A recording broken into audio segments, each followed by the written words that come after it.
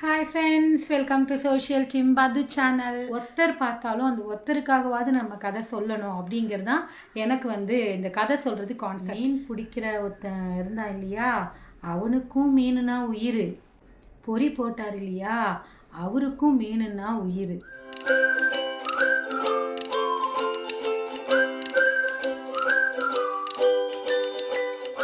Hi friends, welcome to social team பது channel. எல்லோரும் எப்படி இருக்கீங்க? நல்லா இருக்கீங்களா? கதை கேட்டிங்களா? லாஸ்ட்டாக ஒரு கதை போட்டிருந்தேன், கேட்டிங்களா? அப்புறம் நான் ஒரு ஃப்ளவர் ஷோ போயிருந்தேன், அதை பார்த்தீங்களா? அப்புறம் ஒரு ஃபேஷன் ஷோ போயிருந்தேன், அதை பார்த்தீங்களா? ரெசிபீஸ் நிறைய போட்டுகிட்டே இருக்கேன், அதையும் பார்க்குறீங்களா? அப்புறம் இன்றைக்கி ஒரு கதை தான் சொல்ல போகிறேன். இன்றைக்கி நான் எதுவும் சாப்பிடலை, ஏன்னா சாப்பிட்டுட்டேன். ஒரு ஒர்க் முடிச்சுட்டு இப்போ தான் வந்தேன். சாப்பிட்டுட்டு தான் உங்ககிட்ட நான் பேசுகிறேன். ஒரு ஒரு ஃப்ரெண்டு என்ன கேட்டாங்க அப்படின்னா, எவ்வளோ வியூ வருது உனக்கு கதை சொன்னால், எத்தனை பேர் பார்க்குறாங்க கதை சொன்னால் அப்படின்னு கேட்டாங்க. எவ்வளோ வியூ வருது, எத்தனை பேர் பார்க்குறாங்க, எவ்வளோ வாட்ச் ஹவர்ஸ் டைம் போகுது, அதெல்லாம் இல்லை. எனக்கு இந்த கதை சொல்கிறது ரொம்ப பிடிக்கும். ஸோ பசங்களுக்கு ஒரு 100 பேர் பார்த்தா கூட எனக்கு சந்தோஷம்தான். அது 1000 பேர் பார்த்தாலும் சந்தோஷம்தான், 100 பேர் பார்த்தாலும் சந்தோஷம்தான். ஒரு 1000 பேர் பார்த்தா எவ்வளோ சந்தோஷம் கிடைக்குமோ அதே சந்தோஷம் தான் 100 பேர் பார்த்தாலும். அதனால் இவங்க பார்க்கணும் செய்யணும் அப்படின்றதுக்காக இல்லை, ஒருத்தர் பார்த்தாலும் அந்த ஒருத்தருக்காகவாவது நம்ம கதை சொல்லணும் அப்படிங்கிறது தான் எனக்கு இந்த கதை சொல்கிறது கான்செப்ட். குக்கிங்லேருந்து நான் கதை ஏன் சொல்லிகிட்ருக்கேன் அப்படின்னா, குக்கிங் கற்றுக்கிட்டு யார் வேணாலும் பண்ணலாம். ஆனால் கதை சொல்கிறது அப்படின்றது நம்ம அந்த கதையை புரிஞ்சுக்கிட்டு அதில் இருக்கக்கூடிய அர்த்தத்தை தெரிஞ்சுக்கிட்டு குழந்தைகளுக்கு சொல்கிறது தான் கதை. அதனால் எனக்கு கதை சொல்கிறது பிடிக்கும். அதனால தான் நான் கதை சொல்கிறேன். பார்க்குறதும் கேட்குறதும் அவரவர் விருப்பம், நம்ம யாரையும் ஃபோர்ஸ் பண்ண முடியாது இல்லையா? ஸோ இன்றைக்கி ஒரு சூப்பரான கதை தான். அதாவது உண்மையான அன்பு அப்படின்னா என்ன, உண்மையான அன்பு அப்படின்னா எங்கே இருக்கும், இறைவன் யாருக்கு ஹெல்ப் பண்ணுவார், இதுதான் கதையோட இன்றைக்கி கான்செப்ட். ஒரு ஒரு டீச்சர், ஒரு ஸ்டூடெண்ட், ஒரு குரு இருந்தார், அவரோட சீடன் இருந்தாப்புல. பேசிக்கிட்டே இருக்காங்க. சீடன் நிறைய கொஸ்டின் கேட்குறான் குரு கிட்ட, குருவும் பதில் சொல்லிட்டு வராரு. அப்படி பண்ணும்போது சீடன் ஒரு கொஸ்டின் கேட்குறான். என்ன கேட்குறான் அப்படின்னா, குருவே குருவே, அன்பு, உண்மையான அன்புனா என்ன, அதை எப்படி தெரிஞ்சுக்கிறது, யார் யார் மேலே உண்மையான அன்பாக இருக்காங்கன்னு எப்படி நம்ம கற்றுக்கிறது, எப்படி கண்டுபிடிக்கிறது அப்படின்னு அவன் கொஸ்டின் கேட்குறான். இது எனக்கு தெளிவுபடுத்துங்க அப்படின்னு சொல்லும்போது குரு அப்படியே சுற்றும் பார்க்குறாரு. பார்த்துட்டு அப்போது அவருக்கு ஒரு ப்ராக்டிக்கலாக அந்த சீடனுக்கு சொல்லணும் அப்படின்னு சொல்லிட்டு பார்க்கும்போது, பக்கத்தில் ஒரு குளம் இருக்குது. அந்த குளத்தில் ஒருத்தன் மீன் பிடிச்சிட்ருக்கான். உடனே இவர் கூட்டிகிட்டு போகிறாரு, அந்த சீடனை குரு கூட்டிகிட்டு போயிட்டு அந்த மீன் பிடிச்சிட்ருக்கான். அவர்கிட்ட அந்த குரு கேட்குறாரு, ஏப்பா எதுக்கு மீன் பிடிக்கிற அப்படின்னு சொல்லிட்டு. எனக்கு மீனுன்னா ரொம்ப உயிர், எனக்கு மீன்னா ரொம்ப பிடிக்கும், அந்த மீன் எனக்கு கிடச்சிதுன்னா நான் அவ்வளோ சந்தோஷப்படுவேன் அப்படின்னு சொல்கிறாப்புல.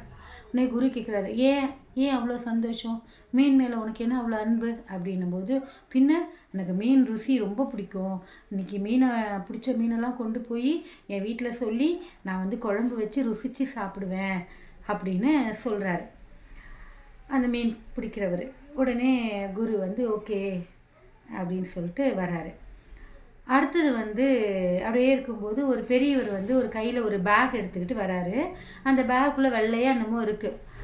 உடனே சீடன் அவர் என்ன பண்ணுறாரு, அவர் ஏன் குளத்துக்கிட்ட போகிறாரு அந்த பெரியவர் அப்படின்னு பார்க்கலாம் வா அப்படின்னோடனே குருவும் சீடனும் அங்கே போகிறாங்க. போனவுடனே அந்த பெரியவர் என்ன பண்ணுறாரு, தன் கையில் இருந்த பையிலேருந்து பொறி, வெள்ளை கலரில் பொறி இருக்கும் தெரியுமா, நம்மளாம் கோயிலுக்கு போனால் குளத்துல மீன்லாம் இருக்கும், அதுக்கு நம்ம பொறி போடுவோம், அந்த மீன் சாப்பிடும்.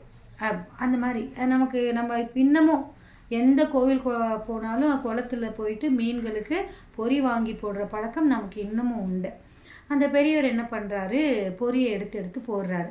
உடனே குரு கேட்குறாரு, என்ன பெரியவரே என்ன பண்ணுறீங்க, நான் இந்த மீன்லாம் பசியோடு இருக்கும் இல்லையா, எனக்கு மீன்னா ரொம்ப பிடிக்கும், அதுங்க பாவம் பசியோடு இருக்கே, அதுங்களுக்கு உணவு கொடுக்கணும் இல்லையா, அதுங்க பொரியை விரும்பி சாப்பிடும், நான் டெய்லி இந்த மாதிரி பொரியை மீன்களுக்கு போட்டு போவேன் அப்படின்னு அவர் சொல்கிறாரு. நல்ல செயல், நீங்கள் செய்யுங்க அப்படின்னு சொல்லிட்டு குரு சீடனை கூப்பிட்டுட்டு தனியாக கேட்குறாரு. இப்போ புரிஞ்சுதா உனக்கு, அர்த்தம் புரிஞ்சுதா அப்படின்னு. சீடன் என்ன ஐயான்னு, என்ன சொல்ல வரீங்க அப்படின்னு கேட்கும்போது அந்த குரு சொல்கிறாரு, மீன் பிடிக்கிற ஒருத்தன் இருந்தான் இல்லையா, அவனுக்கும் மீனுனா உயிர். பொறி போட்டார் இல்லையா, அவருக்கும் மீனுன்னா உயிர். ஆனால் 2 பேர் அன்பு வித்தியாசமானது. மீன் பிடிக்கிறவனுடைய அன்பு சுயநலமான அன்பு. தனக்கு தேவை அப்படிங்கிறதுனால அந்த மீன் மேலே அவனுக்கு பிரியம் ஜாஸ்தி. அந்த அன்பு சுயநலமான அன்பு. ஆனால் இந்த பெரியவர் அவருக்கும் மீனை பிடிக்கும். ஆனால் அந்த மீன் வாழணும் சாப்பிடணுன்ட்டு பொரியை கொண்டு வந்து போடுறாரு பார்த்தியா, இது உண்மையான அன்பு, சுயநலம் இல்லாத உண்மையான அன்பு. ஸோ நம்மளுக்கு நம்ம மேலே யார் அன்பாக இருப்பாங்க, சுயநலம் இல்லாமல் தனக்காக யோசிக்காமல் நம்ம மேலே அன்பாக இருக்கிறவங்க யாருன்னா நம்மளை பெற்றவர்கள் தான். அதே மாதிரி நம்மளை வளர்த்து விடுற ஆசிரியர்கள். நம் கூட பிறக்கிறவங்க கூட சில நேரங்களில் சுயநலம் காமிப்பாங்க. ஆனால் ஆசிரியர்களும் பெற்றவர்களும் எப்போதுமே சுயநலமான அன்பை காமிக்க மாட்டாங்க அப்படின்னு சொன்ன உடனே அந்த குரு காலில் விழுந்து அவன் கும்பிடுறான். ஐயா, எனக்கு நல்லா தெளிவுபடுத்திட்டீங்க.